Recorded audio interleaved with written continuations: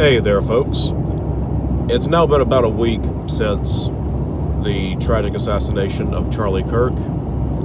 I didn't feel like I needed to say anything up to now because, for one, I didn't trust myself to say anything that wouldn't get me in trouble, that wouldn't make things worse, or at least just would not add any value to the discourse.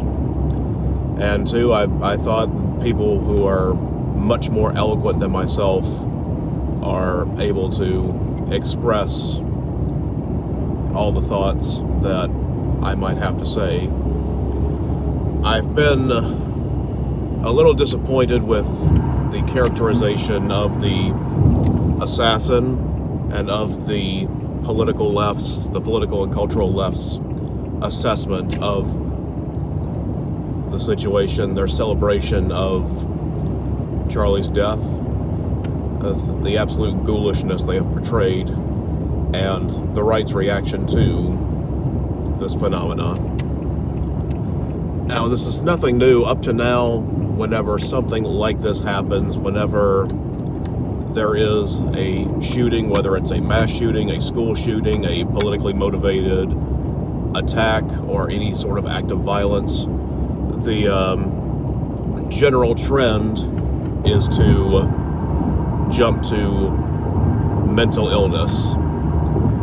The general assumption is that, well, someone did something that's so out of the ordinary, something that's so unacceptable, there must be a deviance there must be a mental illness at play.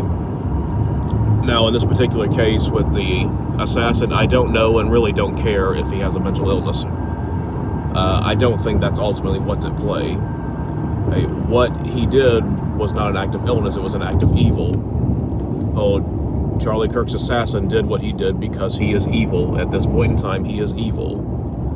Now, hopefully, I do pray for this, and I hope you're all praying for this, that he will eventually repent, recognize that what he did was wrong, that he will eventually repent and give his life to Christ. That is what we all hope for. But the fact of the matter is, at this point in time, he is an evil man who did an evil deed because he is evil. And the people who are celebrating the act of evil are doing so not because they're deluded, not because they're mentally ill. They are doing an evil thing because they are evil. The jump to mental illness, or the jump to assume that everything was mental illness, is really a cowardly act in a philosophical sense, I believe. It's almost trying to will yourself to not accept that evil exists and that there are people in the world who are evil. And I think it's because people are uncomfortable with evil. We are not comfortable talking about evil, where we don't have a framework for understanding and dealing with evil. And, well, because generations before us, because we and people before us have frankly been too cowardly to address the problem of evil in a serious way.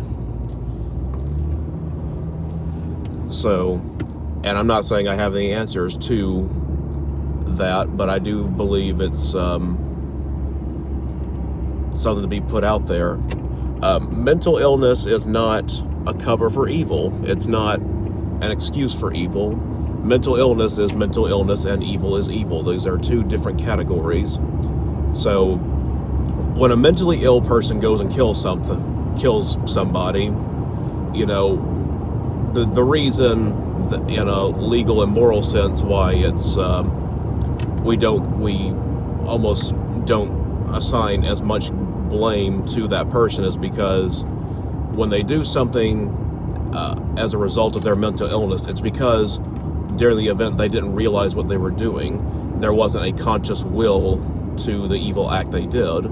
It was either something they did unconsciously or something they did as a result of mistaken beliefs. Like, if it turns out that the Charlie Kirk killer did what he did, he says, I had to kill held Charlie Kirk because the aliens were going to blow up the planet if I didn't, and they were communicating this to me through the lyrics of a Lana Del Rey song or something or other. Okay, he's a crazy person. That's a mental illness thing. I highly doubt that's the case.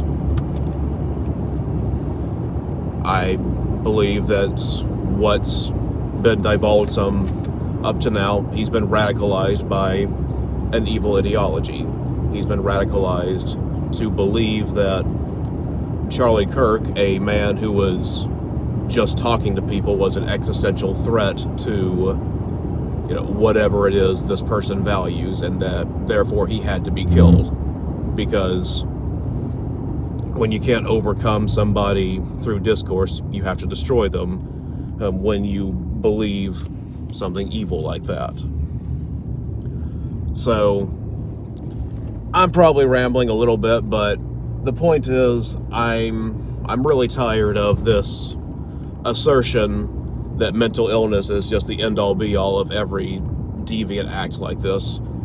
I believe it's a cowardly fallback, because no, evil actions don't exist because people are sick. Evil actions exist because evil exists, and some people are evil. And this is not, I know some people may be taking this as like, oh, we have to, as a call to arms against the people anybody I arbitrarily describe as evil. No, it's not. We don't need to take any call to arms against anybody who is not attacking us. I only believe in violence, and so when you are being met with violence, as through the defense of yourself or defense of somebody else, that's all I would ever advocate for. That is all I would ever endorse. Of course, the only true weapon against evil is Christ. The only true weapon is prayer and the scriptures. And I would encourage everyone to fall back onto that. That's the way we confront evil in a grander scheme. But and as to how we handle evil people, well, you pray for them. You pray for Christ to move their heart away from evil. You pray for them that their desires to be moved towards the good and the true and the beautiful. So, well, you don't just assume, oh, well, crazy person, and maybe we can medicate them to being acceptable. No. Oh, that's not how you deal with every encounter with evil. Well, you deal with the mentally ill in the appropriate medical way, and you deal with evil, well, with the appropriate measures. We have to have a proper diagnosis of the problem before, or you can deal with it properly, and you have to be honest with yourselves. So, yeah, to conclude this sort of bumbling, unscripted rant, and evil exists, evil people exist, as they do evil because they are evil. Oh, pray for them. Godspeed.